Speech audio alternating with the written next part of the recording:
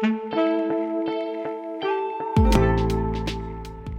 my name is Erica Turner, and I'm a licensed marriage and family therapist and the owner of Rosewater, a therapy practice in Alexandria, Virginia, just outside of Washington, D.C.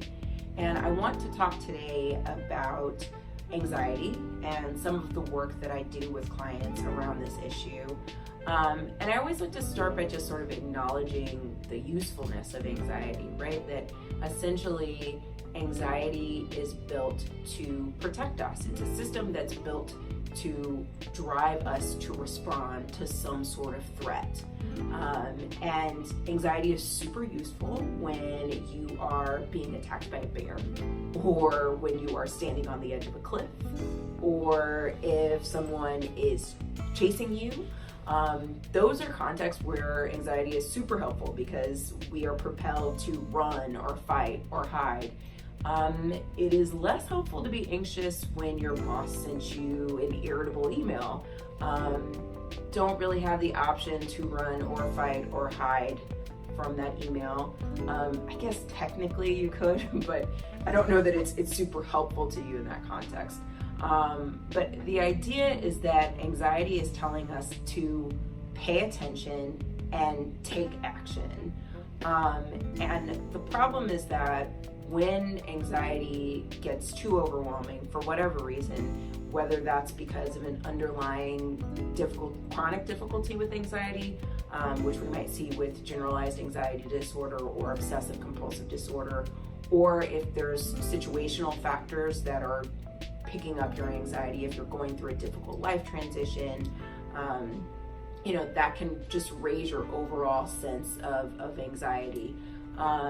Regardless, the idea is that when anxiety becomes overwhelming, we have to sort of figure out how to best manage it and how to best respond to it.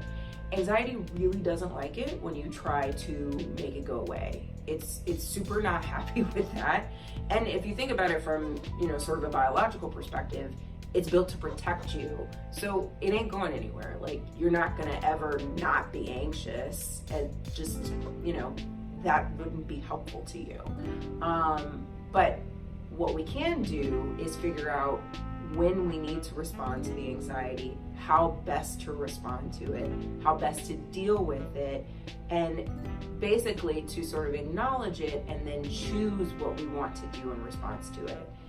The problem with anxiety is that it feels so big and it feels so powerful that we feel like, oh my God, I have this feeling I need to do something, right? Like, that's the system that's trying to keep you alive. And if you can sort of stop and say, hey, I hear you, anxiety, I acknowledge the threat, but I don't actually have to do anything to respond to that threat, right? Like, if I'm feeling anxious about a test coming up, if I've already sort of studied and done the work that I needed to do, the anxiety is continuing to push me to take some action that is no longer helpful to me. And so instead I can say, hey, anxiety, I hear you. I know you're trying to protect me, but I got this. I've been studying, I've been doing what I need to do, and I don't need, further pushing from you. Obviously that's tricky. It takes practice to learn that skill, but essentially my work with clients revolves around helping them to put that space, that distance between them and their anxiety, that allows them to acknowledge it, to say, hey, I hear you, I got it, anxiety, threat received, but then to sort of decide what you want to do from there, instead of being pushed along by your anxiety, instead of being forced by it. And what we see with that is often the anxiety level is able to come down once you are able to put that distance and then sort of acknowledge how you want to handle it. So that's just a little bit about kind of what I work with in terms of anxiety with clients. I'd love to hear people's thoughts, questions. You can find more information about me and my work at rosewatertherapy.com, and you can also find me on Instagram, Facebook at Rosewater Therapy. But yeah, I'd love to hear from folks about how you're dealing with your anxiety, and what's helpful for you, and any questions that you might have. Thanks.